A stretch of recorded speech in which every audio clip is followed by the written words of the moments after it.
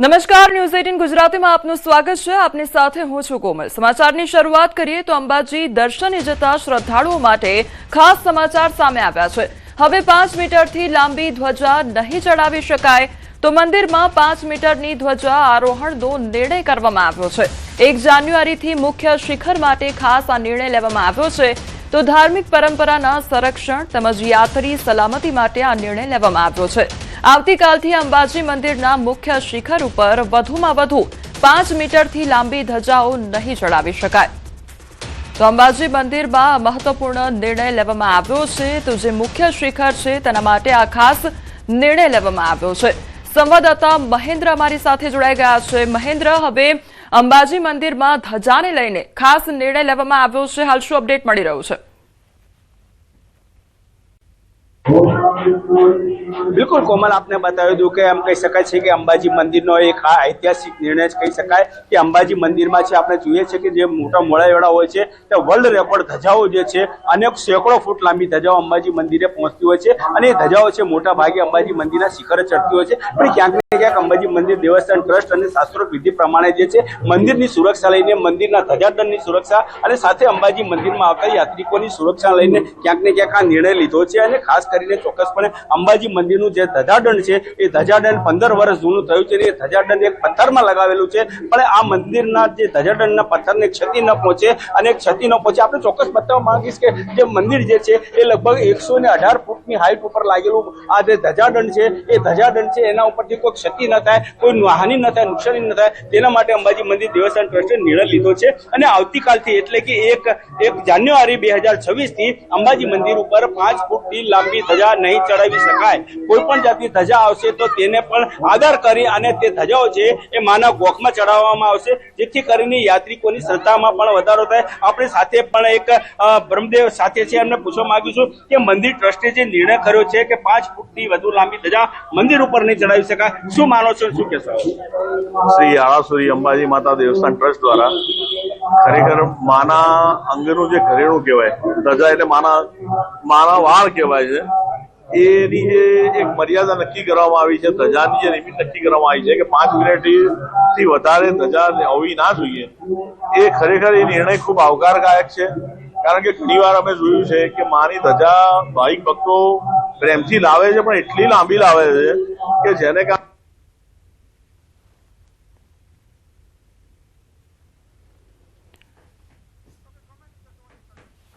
તો અંબાજી મંદિર પરિસરના તરફ દ્રશ્યો સામે આવ્યા છે। બીજી તરફ આ મહત્વનો નિર્ણય અંબાજી મંદિર દ્વારા લેવામાં આવ્યો છે કે હવે જે 5 મીટરથી લાંબી જે ધ્વજા છે તે હવે માતાજીને નહીં ચડાવી શકાય। ધ્વજા આરોહણને લઈને આ નિર્ણય લેવામાં આવ્યો છે। તો ખાસ આવતીકાલથી જે મુખ્ય શિખર છે તેના માટે આ ખાસ નિર્ણય લેવામાં આવ્યો છે। કોઈપણ પ્રકારની હોનારત ન સર્જાય તેને ધ્યાનમાં રાખીને આ જે મહત્વનો નિર્ણય છે તે લેવામાં આવ્યો છે।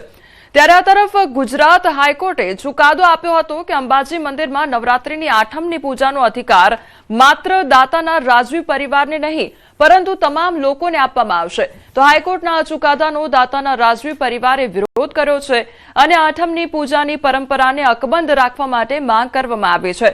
વર્લ્ડ બ્રાહ્મણ ઓર્ગેનાઇઝેશને અંબાજી મંદિર ટ્રસ્ટને આવેદનપત્ર આપી સનાતન પરંપરા યથાવત રાખવા રજૂઆત કરી છે, તેમજ વિધાનસભામાં આ મુદ્દે નીતિગત અને સ્પષ્ટ નિર્ણય લેવા માટે માંગ પણ કરવામાં આવી હતી।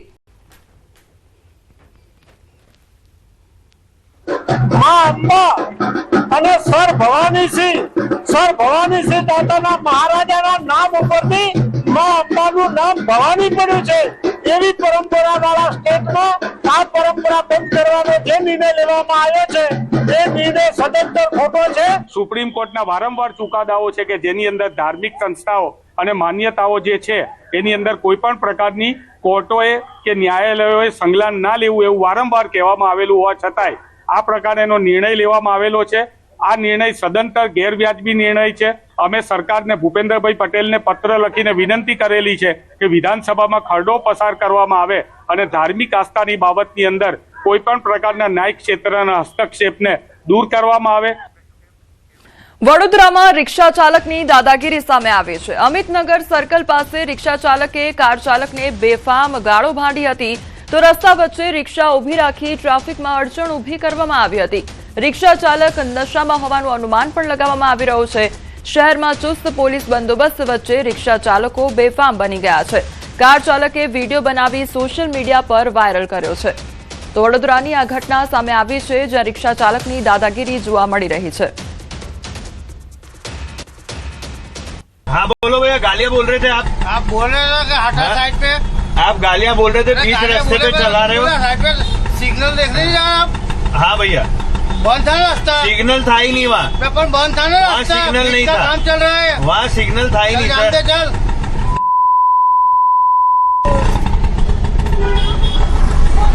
जाने दो, अभी मेरा बेटा वेट कर रहा है। चलो चलो, अब बीच में खड़े, अब हम क्या कर सकते हैं? बीच में खड़े हैं तो क्या कर सकता हूँ बताओ। हॉस्पिटल में भी સુરેન્દ્રનગરના લીંબડીમાં ચોંકાવનારી ઘટના સામે આવી છે। આરોપીએ પોલીસ પર છરીથી હુમલો કરી દીધો તો લીંબડી તાલુકાના શિયાણી ગામે આ ઘટના સર્જાઈ છે। શિયાણી ગામે રીકન્સ્ટ્રક્શન દરમિયાન હુમલો કરી દેવામાં આવે છે। સ્વબચાવમાં પોલીસે આરોપી પર ફાયરિંગ કર્યું હોવાની ઘટના સામે આવી છે। તો મારામારી તેમજ તડીપાર આરોપી દેવરાજ ઉર્ફે બુલ બોરાણા દ્વારા પોલીસ પર છરી વડે હુમલો કરતા પોલીસ કર્મચારીને ઈજાઓ પહોંચી છે। પીએસઆઈ દ્વારા પણ સ્વબચાવમાં આરોપી પર ફાયરિંગ કરવામાં આરોપીને ઈજાઓ પહોંચી તો આરોપીને પગમાં ગોળી વાગતા ઈજાઓ પહોંચતા સારવાર અર્થે હોસ્પિટલ ખસેડવામાં આવ્યો છે। તો બીજી તરફ ઈજાગ્રસ્ત પોલીસ કર્મચારી ધર્મેન્દ્રસિંહ પરમારને સારવાર અર્થે હોસ્પિટલ ખસેડવામાં આવ્યા છે।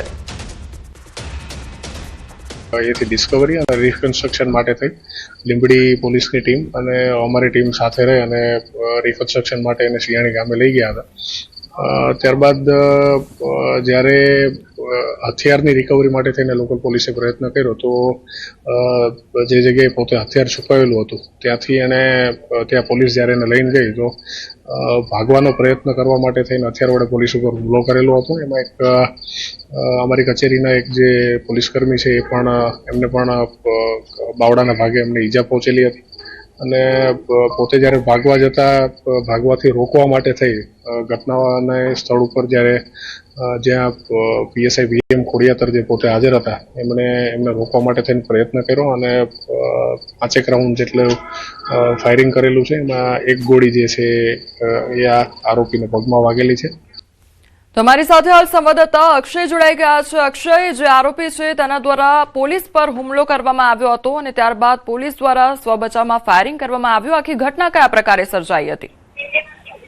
જી, ચોક્કસથી વાત કરવામાં આવે તો લીંબડી તાલુકાના શિયાણી ગામનો જે આરોપી છે દેવરાજ ઉર્ફે બુલ બોરાણા તે અગાઉના મારામારીના ગુનામાં સંડોવાયેલો હોય અને તે સમયે મારામારીમાં વપરાયેલ હથિયાર કબજે કરવા તેમજ સમગ્ર ઘટનાનું રિકન્સ્ટ્રક્શન કરવા લીંબડી પોલીસ કાફલો તેને શિયાણી ગામે લઈ ગયો હતો। તે દરમિયાન જે અગાઉના ગુનામાં જે હથિયાર વપરાયું હતું તે કબજે કરવા માટે સીમ વિસ્તારમાં જે છે તે આરોપી દ્વારા જે સ્થળ બતાવવામાં આવ્યું હતું ત્યાં પોલીસ દ્વારા તેને લઈ જવામાં આવતા જે એક ખાટલો છે તેની નીચે છુપાવેલ એક છરી વડે આરોપી દ્વારા પોલીસ પર હુમલો કરી અને નાસી છૂટવાનો પ્રયાસ કરવામાં આવ્યો હતો। તે દરમિયાન જે એક પોલીસ કર્મચારી છે તેમને હાથના ભાગે ઈજા પહોંચી હતી। જ્યારે નાસી છૂટી રહેલા આરોપીને ઝડપી પાડવા માટે પીએસઆઈ દ્વારા સૌપ્રથમ 1 રાઉન્ડ હવામાં ફાયરિંગ કરવામાં આવ્યું હતું। તેમ છતાં આરોપી છે તેને નાસી છૂટવાનો પ્રયત્ન કરતા પીએસઆઈ દ્વારા વધુ ફાયરિંગ કરવામાં આવ્યું હતું। તેમાં એક જે ગોળી છે એ આરોપીને પગમાં વાગી જતા તે ત્યાં ઢળી પડ્યું હતું। ત્યારબાદ પોલીસ દ્વારા આરોપીની છે એ ધરપકડ કરવામાં આવી હતી। પ્રાથમિક સારવાર છે એ લીંબડી આપી અને વધુ સારવાર માટે આરોપીને હાલ સુરેન્દ્રનગર ખાતે ખસેડવામાં આવ્યો છે। જે પોલીસ કર્મચારી છે તે લીંબડી હાલ સારવાર હેઠળ। જી અક્ષય, સમગ્ર માહિતી બદલ આપનો આભાર। તો દાહોદમાં પણ પોલીસ પર હુમલો કરવાની ઘટના સામે આવી છે, જ્યાં પોલીસ પર હુમલો કરી ભાગવાનો પ્રયાસ હાથ ધરવામાં આવ્યો। અશોક બિશ્નોઈ પર પોલીસે ફાયરિંગ કર્યું। પોલીસ કસ્ટડીમાંથી ભાગવા જતા પોલીસે ફાયરિંગ કર્યું હતું તો અશોક બિશ્નોઈએ પોલીસ કસ્ટડીમાંથી ભાગવાનો પ્રયત્ન કર્યો હતો। ધરપકડ બાદ ગાંધીનગર લાવતા દાહોદ પાસે ભાગવા જતા ફાયરિંગ કરવામાં આવ્યું। ગાડીમાં પીઆઈ, 2 પીએસઆઈ તેમજ 1 કોન્સ્ટેબલ અને આરોપી હતા। આરોપીએ ડ્રાઈવ કરી રહેલ પીએસઆઈના ગળાના ભાગે સીટ બેલ્ટ બાંધી ભાગવાનો પ્રયાસ કર્યો હતો તો એસએમસી આરોપીને સીટ બેલ્ટ નહીં છોડતા પોલીસ દ્વારા ગાડીના અંદર 6 રાઉન્ડ ફાયરિંગ કરવાની ફરજ પડી હતી। રાજસ્થાનના રહેવાસી આરોપી અશોક બિશ્નોઈ પર ગુજસીટોક હેઠળ એસએમસીમાં નોંધાયેલા છે ગુના। તો હાલ આરોપી ઇજાગ્રસ્ત હોવાથી દાહોદના ઝાયડસ હોસ્પિટલ ખાતે ખસેડવામાં આવ્યો છે।